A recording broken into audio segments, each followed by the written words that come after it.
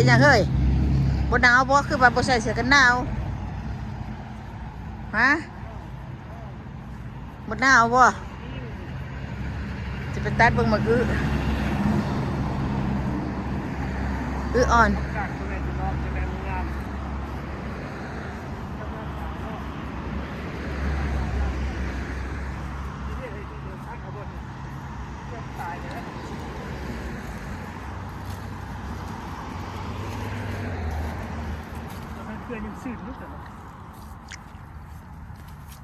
กวางดึงมันตัวนี้นะ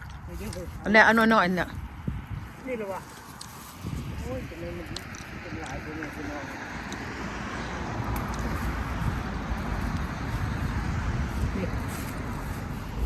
ตัดเอามันเกิดตายไปละเกิดตายเลยหน่อยๆสิมันได้พี่น้องหาบ่เห็นนะฮะอันนั้นน่ะหน่อยๆนะเอาไปขั่วตัวแม่พี่น้องไปขั่วกินเด้หน่อยเอาแน่ฮะนะจะขั่วกินขั่วจะสินหมูน้อยตัวแม่พี่น้องเนี่ยบางข้างห้าวเนี่ยมีบ่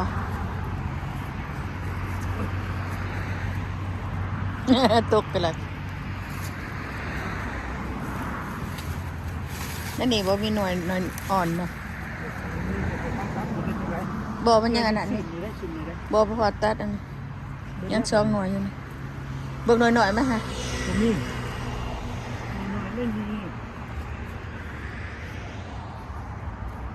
เด็กตัวแม่พี่น้องเลยจะตายนี่จีหาหน่วยก็เต็มนะแต่มันหน่วยบอกคือเขาบอกอยู่นะเบิ่งดีๆเบิ่งคักๆเป็นหน่อยๆอยู่นะเขาอะหน่อยๆเอาไปขั่วกินเขาเอาขั่วไปแกงกินเนาะพี่น้องเบิ่งในห้าหัวนี่คือเห็นหน่วยหนึ่งอยู่เด้อได้บ่นี่นะเกิดคักแล้วว่ะ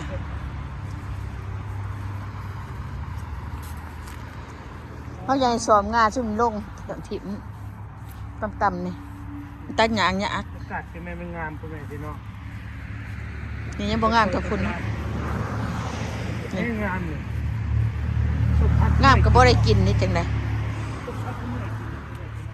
ชมพักก็ยังเต็มอยู่กินบ่เบิดบ่เลยมักสมปานใดจักเป็นหยังจังบ่เดี๋ยวนี้บ่มักกินนะท่านเนาะ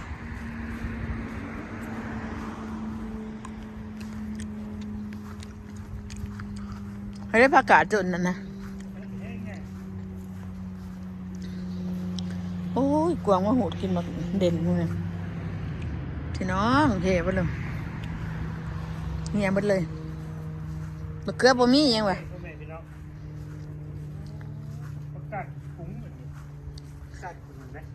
อยู่บ้านเขามีท่วมหัวปุ๊บคือใบยาเนาะคือใบยาพ่อแม่พี่น้องนี่มะเขือกับดอกเป็นมากบ่ท่านกินดอกเย็นเนาะ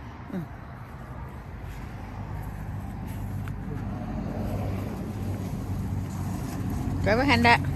มันยังหน่วยมันเยอะได้หรอกไม่ใช่หน่วยอยู่หันยังมีอยู่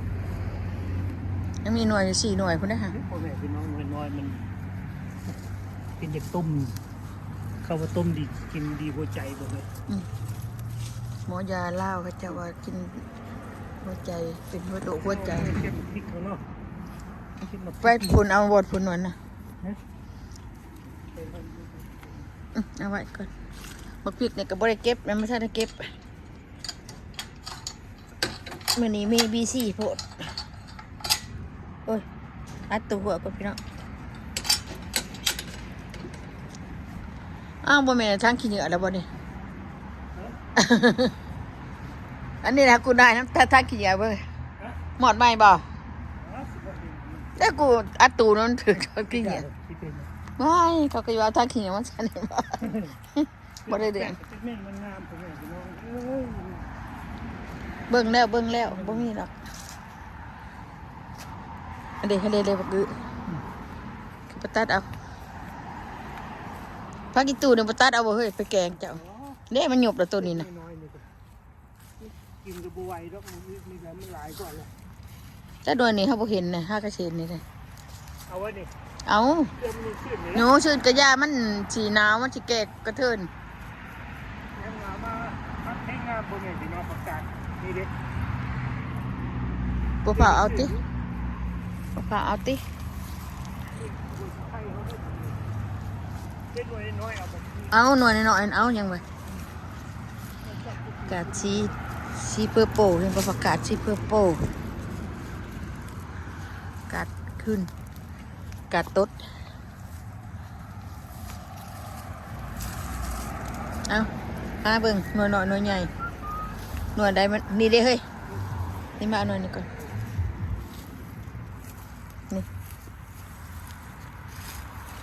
เอาโลดมันได้หัน ยานจะไปโคเมพี่น้องมีดเนี่ยเข้าเลยนะ มันได้หัน เข้าปัดที่ไรคนขี่ยังคุมหักยา หยาดเนี่ยบ่หยาด โอ้ยมันใส่ดีจริงเลยยาน มาเก็บเถียวซองพี่น้องมือเถียวซองบ่บ่พอเอามันยังเกิดสิซื่นนี่หน่วยนี่นะ นี่เด็ก นี่ก็ยังซื่นอยู่บ่แม่นบ่ มันสื่นอยู่นี่เอา อันนี้บ่แม่นเอา จอดเครื่องปลูกโคเมพี่น้องยามหนาวมาเลยสิได้ เฮาเฮ็ดอยู่ไสในบ้านบ่อื้อหน่อยนี่เฮาเฮ็ดผ่านตาอยู่ไสในบ่ เด็กตัวนี้แล้ว เนาะอันยังอ่อนๆซ้ำจะตัดอยู่ในนั่นน่ะ เด็กตัวนี้เด็ก เครือก็ยังดีอยู่แม่นบ่ ตะก้นนี่แหละแสบ เอาไหมเอาไหมหยอดมันตายละเรือปลาก่อนบ่ เอาก้นก็ได้เตรียมอย่างนี้จะมีอย่างนี้ตุกเลย หาเบิ่งในอันบนกอมหญ้านี่เจ้าบ่ได้มีเห็นเด้เดี๋ยวเปิดมันตีได้ไวมัน ตายแล้วเอาเนาะตัดเต็มสิเป็นน้ำแข็ง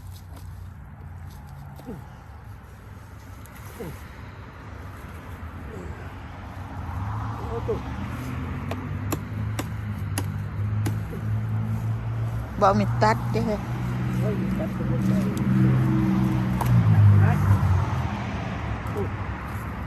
เบิ่งนี่เปิดได้นี่เฮ้ยแถวนี้เจ้ายังบ่ได้เบิ่งคักเลย นี่เนาะเป็นละเป็นเรื่องนั้นนะ 2 4 6ยัง6หน่วย7หน่วยยัง6 7หน่วย เด้ตาขึ้นมาเด้ ได้อันนั้นได้แต่2หน่วยอยู่หั่นน่ะ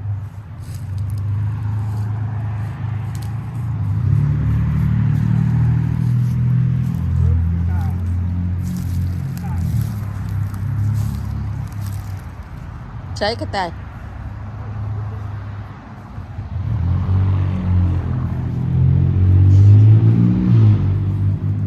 นี่ต้นแอปเปิลแพรข่อยสิยังให้ทานคะแนนนี่หน่วยใหญ่เลยพี่น้องแอปเปิลแพรนี่หน่วยใหญ่ มากใหญ่เด้อคุณแม่พี่น้อง ปลูกปีนี้นี่ได้นี่บางเดือนหานี่ปลูกนี่นะ นี่ท่วมบัวขน้อยน่ะ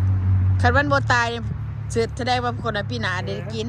อีต้นชะโนอยู่บ่หรือจังใดก็ยังหมู ทนอยู่ จะหา คัน ต้น มัน ปีนี้เนาะ อืม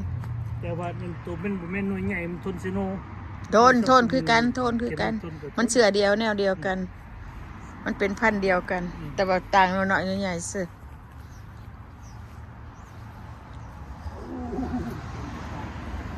มื้อนี้ตู้นี่มาเก็บเออ เอาโอเคเด้อพ่อแม่พี่น้องที่ติดตาม FC ขอบมุกขอบใจเดี๋ยวป้าจะทิมกันได้เห็นตรงแย่งกันไปเนี่ยเด้อ FC ทุกตัวหน้าเนาะที่ว่าคิดถึงกันคือเก่าเด้อพ่อแม่พี่น้องเอาบ๊ายบาย บาย